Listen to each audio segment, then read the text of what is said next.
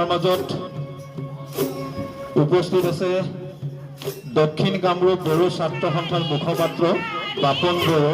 আমি তেখেতকো এখন ফুলাম গামোচাৰে সম্বৰ্ধনা জনাৰ বাবে অনুৰোধ জনাইছোঁ।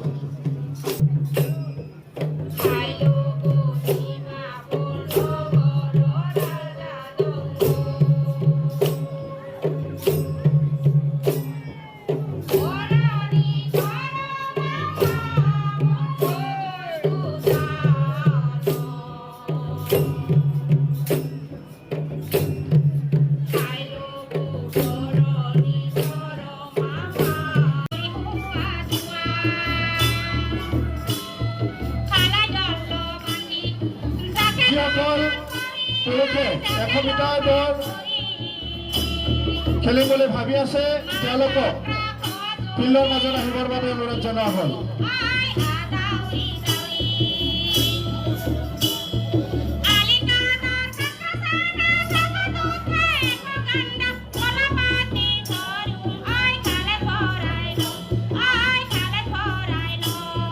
মহিলাসকলক লাইন আপ হ'বৰ বাবে অনুৰোধ জনাইছোঁ।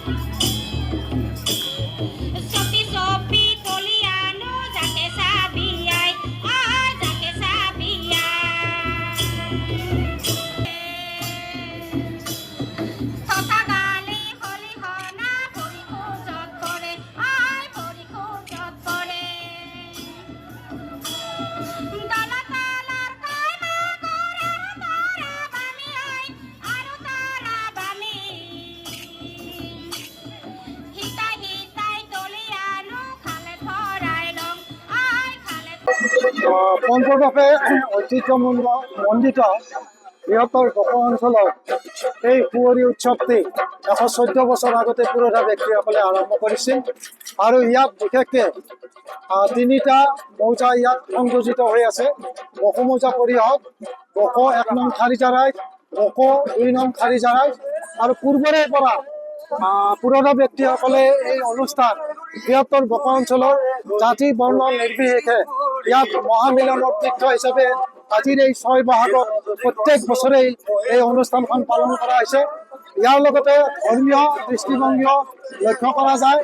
3টা এই মৌজাত যি গোঁসাইসমূহ আছে, এই গোঁসাইসমূহ আজিৰ দিনটোত ইয়াত উপস্থাপন কৰা হয়, বিগ্ৰহসমূহ ইয়াত উপস্থাপন কৰা হয় আৰু ভক্তপ্ৰাণ ৰাইজে এই গোঁসাইৰ ওচৰত প্ৰাৰ্থনা জনাই তেওঁলোকৰ মনৰ বাঞ্ছা পূৰ্ণ কৰে। লগতে আজিৰ এই 6 বহাগ 7 বিহু, এই 7 বিহুটো আচলতে কুঁৱৰী উৎসৱৰ লগত সংগতি ৰাখি 31 চ'ততেই পাৰ্বতী থানৰ মেলা আৰম্ভ হয় আৰু এই পাৰ্বতী থানৰ মেলা আৰম্ভ হোৱাৰ লগে লগে 1, 2, 3 বহাগত বড়ো আঞ্চলিক ৰঙালী বিহুৱে উদযাপন কৰে। তাৰপিছতে আমি 6 বহাগত এই 3টা মৌজাই লগ লাগি একেলগে ঐতিহ্যপূৰ্ণ এই আমি মহান বড়ো আঞ্চলিক কুঁৱৰী উৎসৱটো পালন কৰি আহিছোঁ।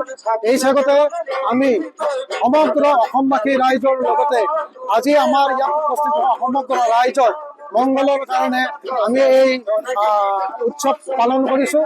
লগতে আপোনালোকৰ এই সংবাদ মহলকক আমি এই চাগতে ৰঙালী বিহু লগ যাচি সকলোৰে মংগল কামনা কৰি আমাৰ এই বিহু এই উৎসৱ পালন কৰিবলৈ লৈছোঁ।